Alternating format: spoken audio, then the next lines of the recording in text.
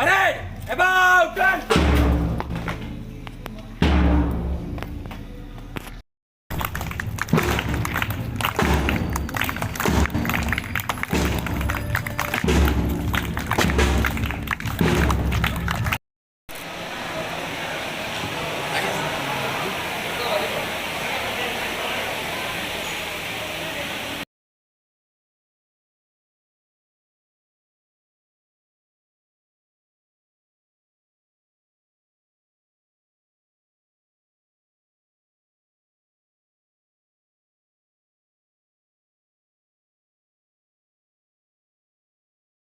उसे ठीक से जल नहीं मिलता, उसे ठीक से पोषण नहीं मिलता।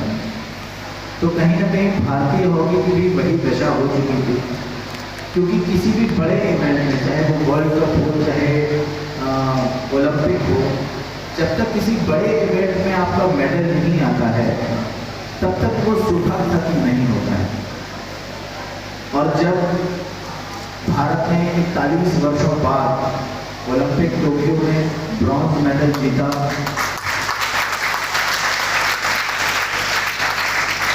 तो वो सिर्फ मेरे लिए नहीं, मेरे बच्चों के लिए नहीं, सारे कोचिंग स्टाफ के लिए नहीं, बल्कि पूरे भारतवर्ष के लिए वो अविस्मरणीय क्षण थे। और मुझसे पत्रकारों ने पूछा भी कि can you express this feeling, तो मैंने उनसे कहा कि जिस समय हम लोग सेमीफाइनल में पहुंचे थे, तो हम 40 वर्षों बाद सेमीफाइनल में पहुंचे थे, तो बहुत स्वाभाविक था कि सभी बच्चे जो हैं वो बहुत भावुक थे, उनकी आंखों में आंसू थे। तो मैंने उनसे कहा था you have to hold this emotion, this is not the time to come out.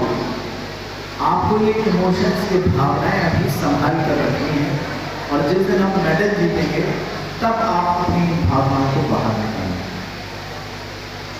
और जब उन्होंने मुझसे ये प्रश्न किया तो मैंने उनसे यही कहा कि आज हमारे पास शब्द नहीं है, केवल भावनाएं ही हैं जो हमारे आंखों से आंसुओं के रूप में, हमारे चीखने चिल्लाने से, हमारे एक दूसरे के गले में पड़ने से बाहर आ रही हैं। मिला है ये बहुत ही कीमती मेडल है। कीमती मेडल क्यों है? क्योंकि व्यक्ति को सफलता तो दिखाई देती है, लेकिन सफलता के पीछे का संघर्ष, उसके पीछे का त्याग बहुत कम लोगों को दिखाई देता है। देखिए, जो ओलंपिक का साइकिल होता है वो 4 वर्ष का होता है, लेकिन ये जो ओलंपिक साइकिल था ये 5 वर्ष का हो गया था बिकॉज ऑफ कोविड सिचुएशन।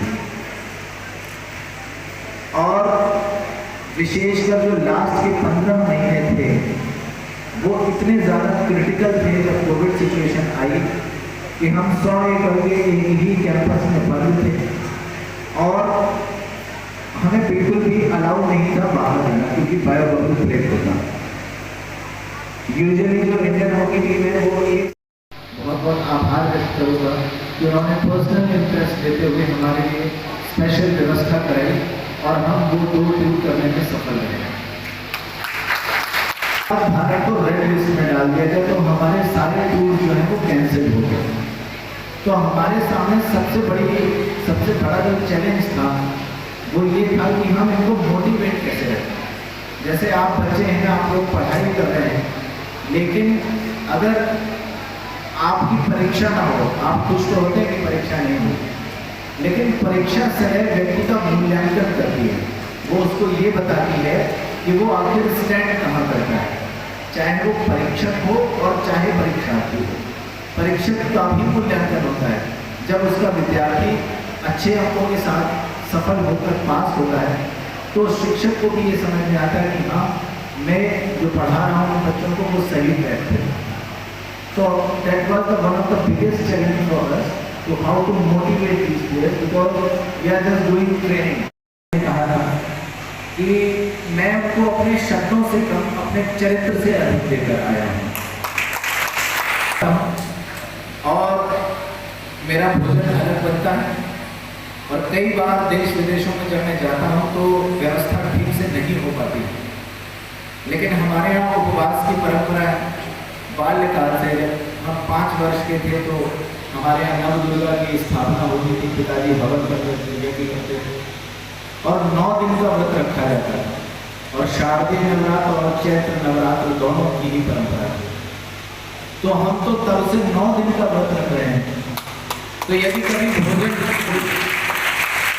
तो कहने का मतलब ये है कि जो हमारी सनातन संस्कृति है वो आपको ये सिखाती है कि कठिन से कठिन परिस्थिति में भी आप धैर्य कैसे धारण करें, अपना मानसिक संतुलन कैसे बनाकर रखें और उस कठिन परिस्थिति से कैसे बाहर आएं।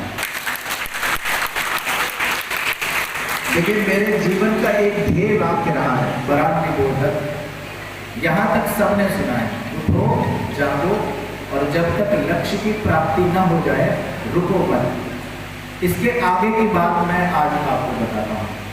शुरस्य धारा निशिता दुरत्या दुर्गम पथस्थ कवयो वदन्ति, यानी कि उस लक्ष्य को प्राप्त करने के लिए भले ही चाकू की धार पर चलना पड़े, दुर्गम रास्तों से होकर निकलना पड़े, घोर अंधकारमयी रात्रि से होकर निकलना पड़े, लेकिन तब तक रुको मत जब तक लक्ष्य की प्राप्ति न हो जाए।